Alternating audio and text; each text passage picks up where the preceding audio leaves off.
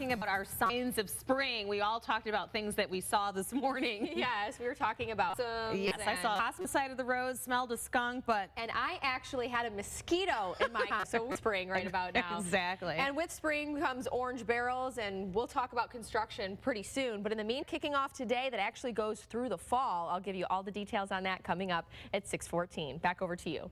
Ashlee, thank you. 6:10 now, a new Chevy model, brand name plate coming out later this year. And it was the best day of the year for stocks yesterday. So what's in store for today? Jane King standing by live at the New York Stock Exchange with our morning Bloomberg Business Report. Hi, Jane. Morning, Jane.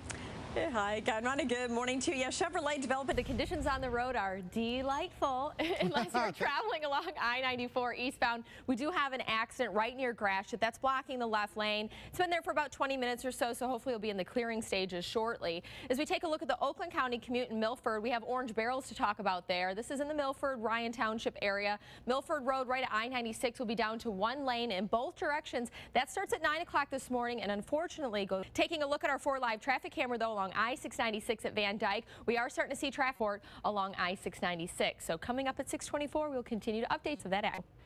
Ashlee, thank you. Some pretty shocking testimony in the trial of 7 Michigan Hutari militia. Right. If you are heading out the door, planning on traveling along I-94, take note, we've been following this accident since the end of our 5 o'clock hour. So they're coming out in Oakland County in the Milford area, coming up at 6:44. I will give you the details on that project, and unfortunately, it goes all the way through October. Back to you.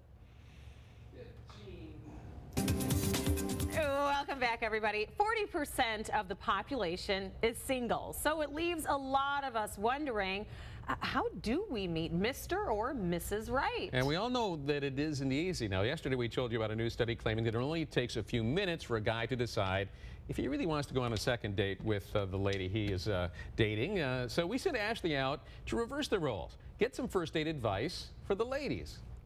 Exactly say great, but they're not too shabby. If you're traveling along eastbound I-94, we do still have that accident near Gratiot that's still blocking the left lane, but no delays as speeds are clocking in at 61 miles per hour. However, if you're getting a later start to your morning around 9 o'clock or after, you will experience delays in the Milford, Ryan Township area, where Milford Road at I-96 will be down to one lane in both directions. And unfortunately, this construction project, those orange barrels will be out there through the fall and October. Taking a closer look, though, at the I-75 drive, both north and southbound along this stretch of I-75 has speeds clocking in at 64 miles per hour, so no delays report along any of the I-75 areas. But coming up at 6:54, if you are in the Tri-County area, we'll update your commute then. Back to you.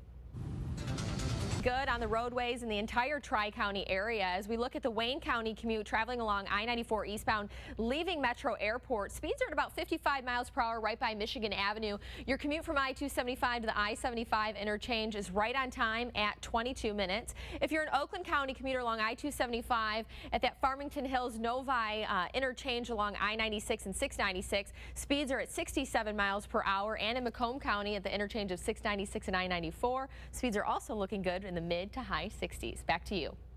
After more than 200 years, the Encyclopedia Britannica is stopping its print publication. Yes, Britannica has been in continuous print since